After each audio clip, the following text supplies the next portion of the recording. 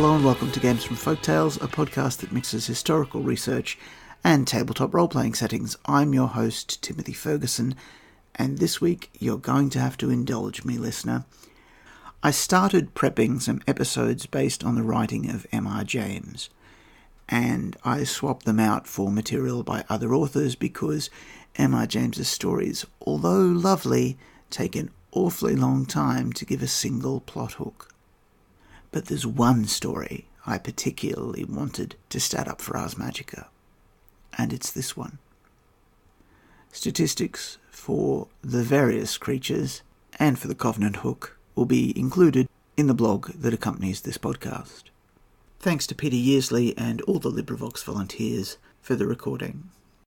The Ash Tree, recorded by Peter Yearsley. Everyone who has travelled over eastern England knows the smaller country houses with which it is studded.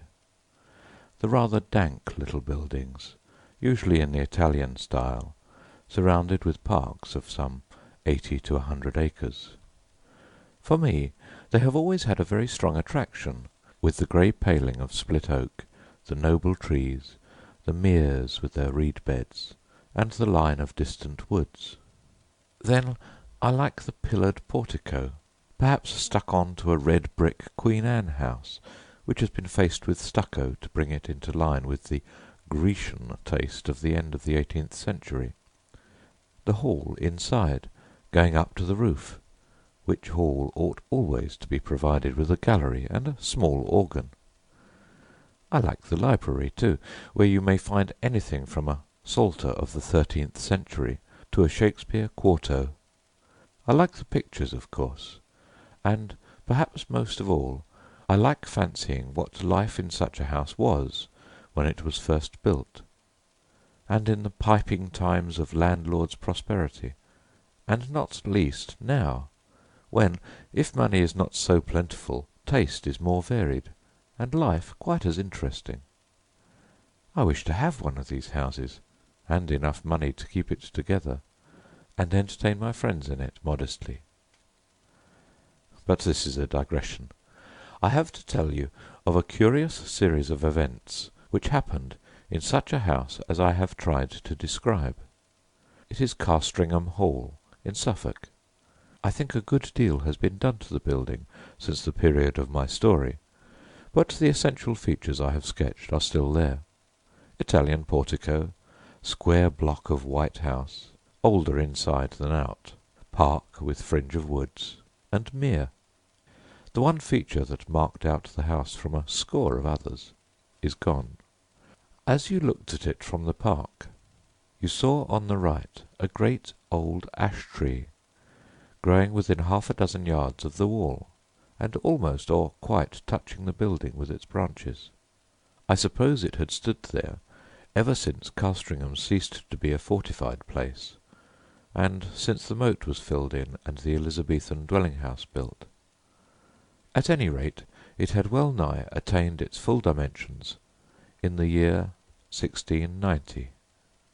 In that year the district in which the hall is situated was the scene of a number of witch trials.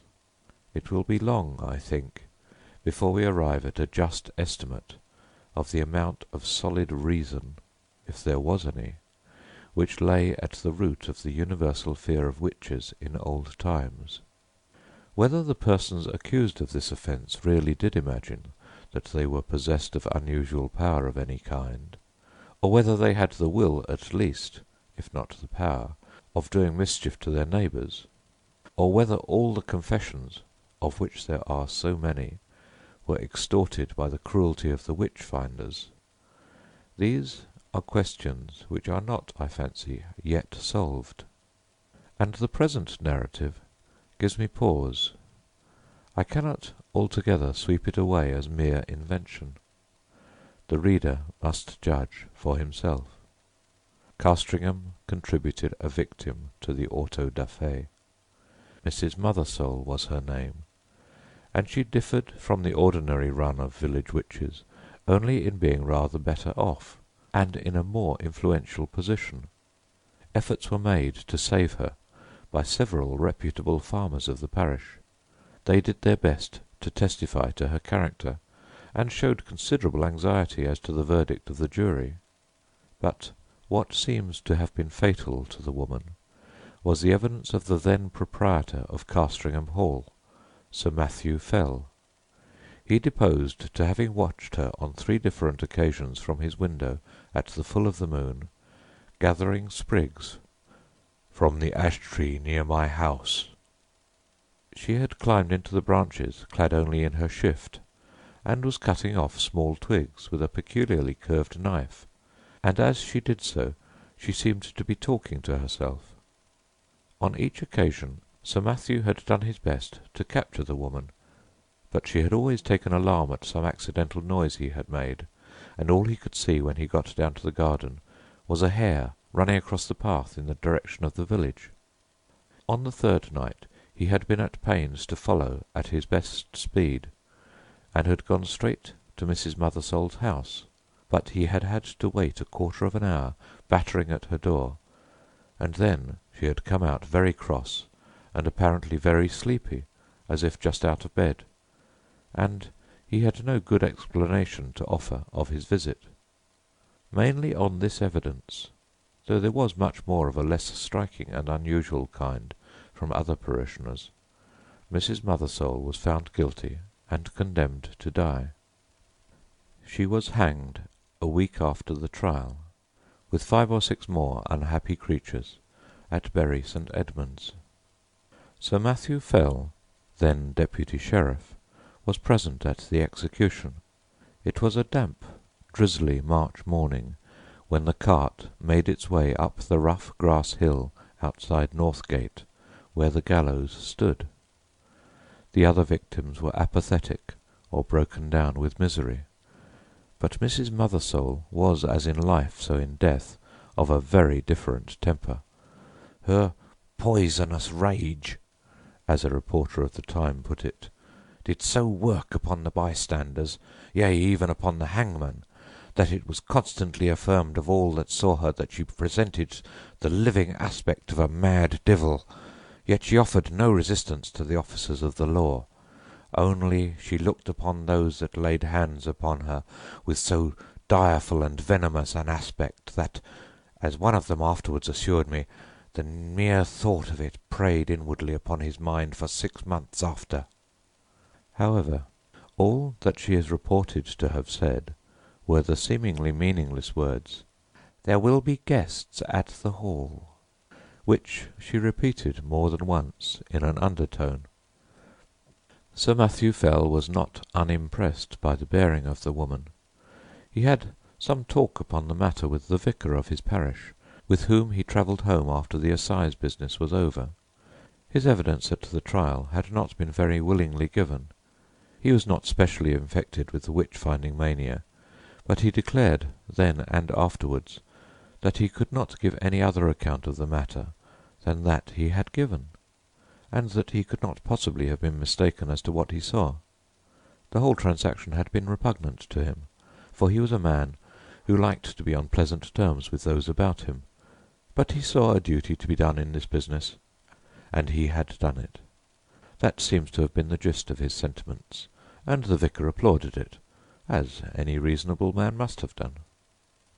A few weeks after, when the moon of May was at the full, vicar and squire met again in the park, and walked to the hall together. Lady Fell was with her mother, who was dangerously ill, and Sir Matthew was alone at home. So the vicar, Mr. Crome, was easily persuaded to take a late supper at the hall. Sir Matthew was not very good company this evening. The talk ran chiefly on family and parish matters, and, as luck would have it, Sir Matthew made a memorandum in writing of certain wishes or intentions of his regarding his estates, which afterwards proved exceedingly useful. When Mr. Crome thought of starting for home, about 9:30 o'clock, Sir Matthew and he took a preliminary turn on the gravelled walk at the back of the house. The only incident that struck Mr. Crome was this. They were in sight of the ash tree which I described as growing near the windows of the building, when Sir Matthew stopped and said, "What is that runs up and down the stem of the ash? It is never a squirrel. They will all be in their nests by now." The vicar looked and saw the moving creature, but he could make nothing of its colour in the moonlight. The sharp outline, however, seen for an instant, was imprinted on his brain, and he could have sworn, he said, though it sounded foolish, that, squirrel or not, it had more than 4 legs. Still, not much was to be made of the momentary vision, and the two men parted. They may have met since then, but it was not for a score of years. Next day Sir Matthew Fell was not downstairs at 6 in the morning, as was his custom, nor at 7, nor yet at 8.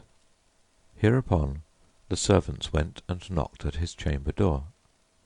I need not prolong the description of their anxious listenings and renewed batterings on the panels. The door was opened at last from the outside, and they found their master dead and black. So much you have guessed. That there were any marks of violence did not at the moment appear, but the window was open. One of the men went to fetch the parson, and then by his directions rode on to give notice to the coroner. Mr. Crome himself went as quick as he might to the hall, and was shown to the room where the dead man lay. He has left some notes among his papers, which show how genuine a respect and sorrow was felt for Sir Matthew, and there is also this passage, which I transcribe for the sake of the light it throws upon the course of events, and also upon the common beliefs of the time. There was not any the least trace of an entrance having been forced to the chamber, but the casement stood open, as my poor friend would always have it in this season. He had his evening drink of small ale in a silver vessel of about a pint measure, and to-night had not drunk it out. This drink was examined by the physician from Bury, a Mr. Hodgkins, who could not, however, as he afterwards declared upon his oath before the coroner's quest, discover that any matter of a venomous kind was present in it. For, as was natural, in the great swelling and blackness of the corpse there was talk made among the neighbours of poison. The body was very much disordered as it lay in the bed, being twisted after so extreme a sort as gave too probable conjecture that my worthy friend and patron had expired in great pain and agony.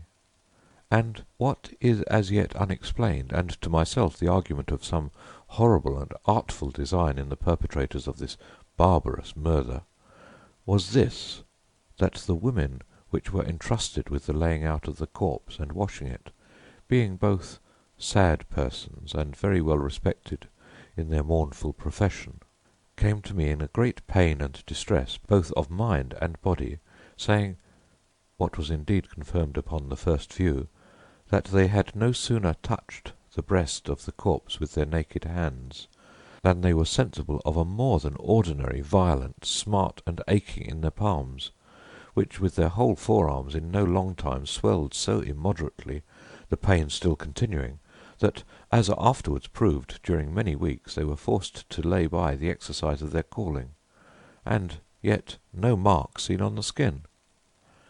Upon hearing this I sent for the physician, who was still in the house, and we made as careful a proof as we were able by the help of a small magnifying lens of crystal, of the condition of the skin in this part of the body, but could not detect with the instrument we had any matter of importance beyond a couple of small punctures or pricks, which we then concluded were the spots by which the poison might be introduced, remembering that ring of Pope Borgia, with other known specimens of the horrible art of the Italian poisoners of the last age. So much is to be said of the symptoms seen on the corpse. As to what I am to add, it is merely my own experiment, and to be left to posterity to judge whether there be anything of value therein. There was on the table by the bedside a Bible of the small size, in which my friend, punctual as in the matters of less moment, so in this more weighty one, used nightly, and upon his first rising, to read a set portion, and I, taking it up, not without a tear duly paid to him which from the study of this poorer adumbration was now passed to the contemplation of its great original, It came into my thoughts, as at such moments of helplessness we are prone to catch at any the least glimmer that makes promise of light, to make trial of that old, and by many accounted superstitious, practice of drawing the sortes, of which a principal instance, in the case of his late sacred Majesty the Blessed Martyr King Charles, and my Lord Falkland, was now much talked of. I must needs admit that by my trial not much assistance was afforded me. Yet, as the cause and origin of these dreadful events may hereafter be searched out, I set down the results. In the case it may be found that they pointed the true quarter of the mischief to a quicker intelligence than my own. I made then 3 trials, opening the book and placing my finger upon certain words, which gave in the first these words from Luke 13, verse 7, cut it down; in the second, Isaiah 13, verse 20, it shall never be inhabited; and upon the third experiment, Job 39, verse 30, her young ones also suck up blood. This is all that need be quoted from Mr. Crome's papers. Sir Matthew Fell was duly coffined and laid into the earth, and his funeral sermon, preached by Mr. Crome on the following Sunday, has been printed under the title of The Unsearchable Way, or England's Danger and the Malicious Dealings of Antichrist, it being the vicar's view, as well as that most commonly held in the neighbourhood, that the squire was a victim of a recrudescence of the popish plot. His son, Sir Matthew II, succeeded to the title and estates, and so ends the first act of the Castringham tragedy. It is to be mentioned, though the fact is not surprising, that the new baronet did not occupy the room in which his father had died, nor indeed was it slept in by any one but an occasional visitor during the whole of his occupation. He died in 1735, and I do not find that anything particular marked his reign, save a curiously constant mortality among his cattle and livestock in general, which showed a tendency to increase slightly as time went on. Those who are interested in the details will find a statistical account in a letter to the Gentleman's Magazine of 1772, which draws the facts from the baronet's own papers. He put an end to it at last by a very simple expedient, that of shutting up all his beasts in sheds at night, and keeping no sheep in his park; for he had noticed that nothing was ever attacked that spent the night indoors. After that the disorder confined itself to wild birds and beasts of chase; but as we have no good account of the symptoms, and as all-night watching was quite unproductive of any clue, I do not dwell on what the Suffolk farmers called the Castringham sickness. The second Sir Matthew died in 1735, as I said, and was duly succeeded by his son Sir Richard. It was in his time that the great family pew was built out on the north side of the parish church. So large were the squire's ideas that several of the graves on that unhallowed side of the building had to be disturbed to satisfy his requirements. Among them was that of Mrs. Mothersole, the position of which was accurately known, thanks to a note on a plan of the church and yard, both made by Mr. Crome. A certain amount of interest was excited in the village when it was known that the famous witch, who was still remembered by a few, was to be exhumed, and the feeling of surprise and, indeed, disquiet was very strong when it was found that, though her coffin was fairly sound and unbroken, there was no trace whatever inside it of body, bones, or dust. Indeed, it is a curious phenomenon, for at the time of her burying no such things were dreamt of as resurrection men, and it is difficult to conceive any rational motive for stealing a body otherwise than for the uses of the dissecting room. The incident revived for a time all the stories of witch trials and of the exploits of the witches, dormant for 40 years, and Sir Richard's orders that the coffin should be burnt were thought by a good many to be rather foolhardy, though they were duly carried out. Sir Richard was a pestilent innovator, it is certain. Before his time the hall had been a fine block of the mellowest red brick, but Sir Richard had travelled in Italy, and became infected with the Italian taste, and having more money than his predecessors, he determined to leave an Italian palace where he had found an English house. So stucco and ashlar masked the brick. Some indifferent Roman marbles were planted about in the entrance hall and gardens. A reproduction of the Sibyl's Temple at Tivoli was erected on the opposite bank of the Mere, and Castringham took on an entirely new and, I must say, a less engaging aspect. But it was much admired, and served as a model to a good many of the neighbouring gentry in after years. One morning, it was in 1754, Sir Richard woke after a night of discomfort. It had been windy, and his chimney had smoked persistently, and yet it was so cold that he must keep up a fire. Also, something had so rattled about the window that no man could get a moment's peace.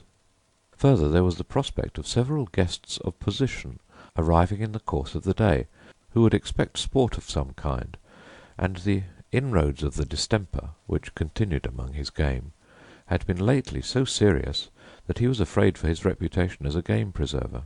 But what really touched him most nearly was the other matter of his sleepless night. He could certainly not sleep in that room again. That was the chief subject of his meditations at breakfast, and after it he began a systematic examination of the rooms to see which would suit his notions best. It was long before he found one. This had a window with an eastern aspect, and that with a northern. This door the servants would always be passing, and he did not like the bedstead in that. No, he must have a room with a western lookout, so that the sun could not wake him early, and it must be out of the way of the business of the house. The housekeeper was at the end of her resources. "Well, Sir Richard," she said, "you know that there is but the one room like that in the house." "Which may that be?" said Sir Richard. "And that is Sir Matthew's, the west chamber." "Well, put me in there, for there I'll lie to-night," said her master. "Which way is it? Here, to be sure." And he hurried off. "Oh, Sir Richard, but no one has slept there these 40 years. The air has hardly been changed since Sir Matthew died there." Thus she spoke, and rustled after him. "Come, open the door, Mrs. Chiddock. I'll see the chamber at least." So it was opened, and indeed the smell was very close and earthy. Sir Richard crossed to the window, and impatiently, as was his wont, threw the shutters back and flung open the casement. For this end of the house was one which the alterations had barely touched, grown up as it was with the great ash-tree, and being otherwise concealed from view. "Air it, Mrs. Chiddock, all to-day, and move my bed furniture in the afternoon. Put the Bishop of Kilmore in my old room." "Pray, Sir Richard," said a new voice, breaking in on this speech, "might I have the favour of a moment's interview?" Sir Richard turned round and saw a man in black in the doorway, who bowed. "I must ask your indulgence for this intrusion, Sir Richard. You will perhaps hardly remember me. My name is William Crome, and my grandfather was vicar in your grandfather's time." "Well, sir," said Sir Richard, "the name of Crome is always a passport to Castringham. I am glad to renew a friendship of 2 generations' standing. In what can I serve you? For your hour of calling, and if I do not mistake you, your bearing, shows you to be in some haste." "That is no more than the truth, sir. I am riding from Norwich to Bury St. Edmunds with what haste I can make, and I have called in on my way to leave you with some papers which we have but just come upon in looking over what my grandfather left at his death. It is thought you may find some matters of family interest in them." "You are mighty obliging, Mr. Crome, and if you will be so good as to follow me to the parlour and drink a glass of wine, we will take a first look at these papers together. And you, Mrs. Chiddock, as I said, be about airing this chamber. Yes, it is here my grandfather died. Yes, the tree perhaps does make the place a little dampish. No, I do not wish to listen to any more. Make no difficulties, I beg. You have your orders. Go. Will you follow me, sir?" They went to the study. The packet which young Mr. Crome had brought, he was then just become a fellow of Clare Hall in Cambridge, I may say, and subsequently brought out a respectable edition of Polyenus, contained, among other things, the notes which the old vicar had made upon the occasion of Sir Matthew Fell's death. And for the first time Sir Richard was confronted with the enigmatical Sortes Biblici, which you have heard. They amused him a good deal. "Well," he said, "my grandfather's Bible gave one prudent piece of advice: cut it down. If that stands for the ash tree, he may rest assured I shall not neglect it. Such a nest of catarrhs and agues was never seen." The parlour contained the family books, which, pending the arrival of a collection which Sir Richard had made in Italy, and the building of a proper room to receive them, were not many in number. Sir Richard looked up from the paper to the bookcase. "I wonder," says he, "whether the old prophet is there yet. I fancy I see him." Crossing the room, he took out a dumpy Bible, which, sure enough, bore on the fly-leaf the inscription, "To Matthew Fell, from his loving godmother, Anne Aldous, 2nd of September, 1659. It would be no bad plan to test him again, Mr. Crome. I will wager we get a couple of names in the Chronicles. Oh, what have we here? Thou shalt seek me in the morning, and I shall not be. Well, well, your grandfather would have made a fine omen of that, eh? No more prophets for me, they're all in a tale. And now, Mr. Crome, I am infinitely obliged to you for your packet. You will, I fear, be impatient to get on. Pray allow me another glass." So, with offers of hospitality, which were genuinely meant, for Sir Richard thought well of the young man's address and manner, they parted. In the afternoon came the guests, the Bishop of Kilmore, Lady Mary Hervey, Sir William Kentfield, etc. Dinner at 5, wine, cards, supper, and dispersal to bed. Next morning Sir Richard is disinclined to take his gun with the rest. He talks with the Bishop of Kilmore. This prelate, unlike a good many of the Irish bishops of his day, had visited his see, and indeed resided there for some considerable time. This morning, as the two were walking along the terrace, and talking over the alterations and improvements in the house, the bishop said, pointing to the window of the west room, "You could never get one of my Irish flock to occupy that room, Sir Richard." "Why is that, my lord? It is in fact my own." "Well, our Irish peasantry will always have it that it brings the worst of luck to sleep near an ash tree, and you have a fine growth of ash not 2 yards from your chamber window. Perhaps," the bishop went on, with a smile, "it has given you a touch of its quality already, for you do not seem, if I may say it, so much the fresher for your night's rest as your friends would like to see you." "That, or something else, it is true, cost me my sleep from 12 to 4, my lord. But the tree is to come down tomorrow, so I shall not hear much more from it." "I applaud your determination. It can hardly be wholesome to have the air you breathe strained, as it were, through all that leafage."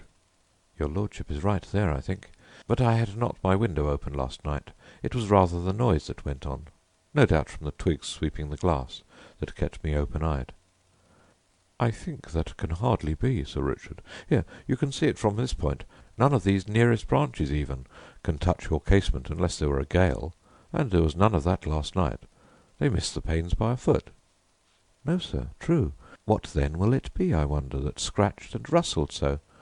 I had covered the dust on my sill with lines and marks." At last they agreed that the rats must have come up through the ivy. That was the bishop's idea, and Sir Richard jumped at it. So the day passed quietly, and night came, and the party dispersed to their rooms, and wished Sir Richard a better night. And now we are in his bedroom, with the light out, and the squire in bed. The room is over the kitchen, and the night outside still and warm, so the window stands open. There is very little light about the bedstead, but there is a strange movement there. It seems as if Sir Richard were moving his head rapidly to and fro, with only the slightest possible sound. And now you would guess, so deceptive is the half-darkness, that he had several heads, round and brownish, which move back and forward, even as low as his chest. It is a horrible illusion. Is it nothing more? There! Something drops off the bed with a soft plump, like a kitten, and is out of the window in a flash. Another. 4. And after that there is quiet again.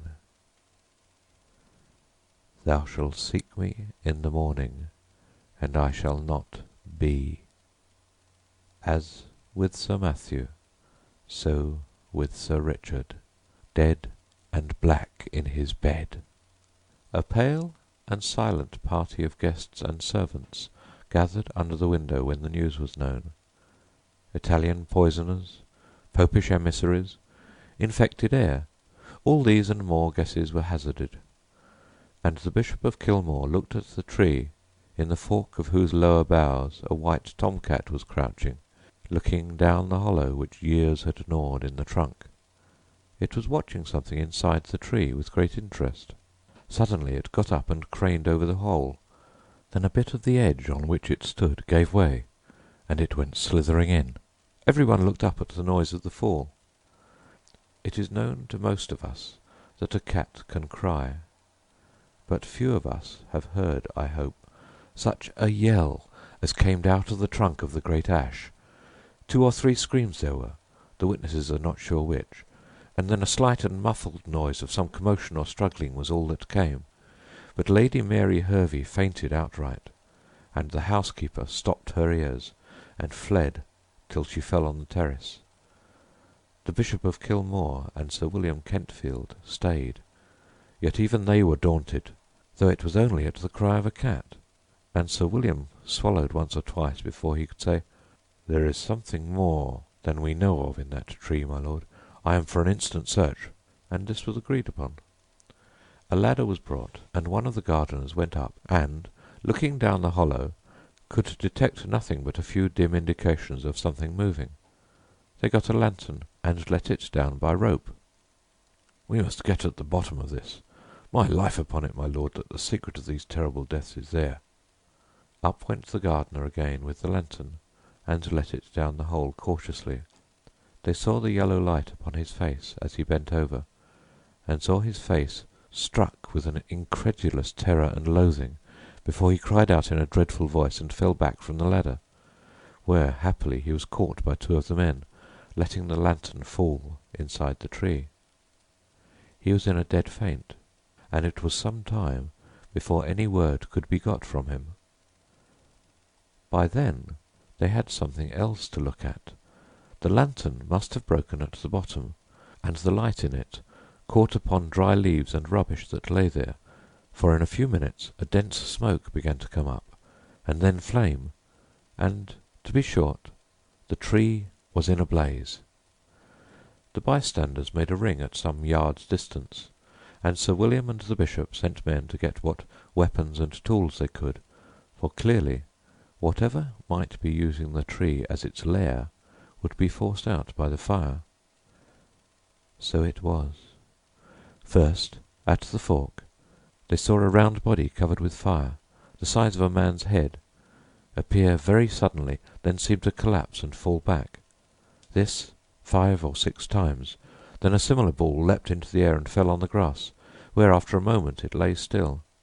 The Bishop went as near as he dared to it, and saw what but the remains of an enormous spider, veinous and seared.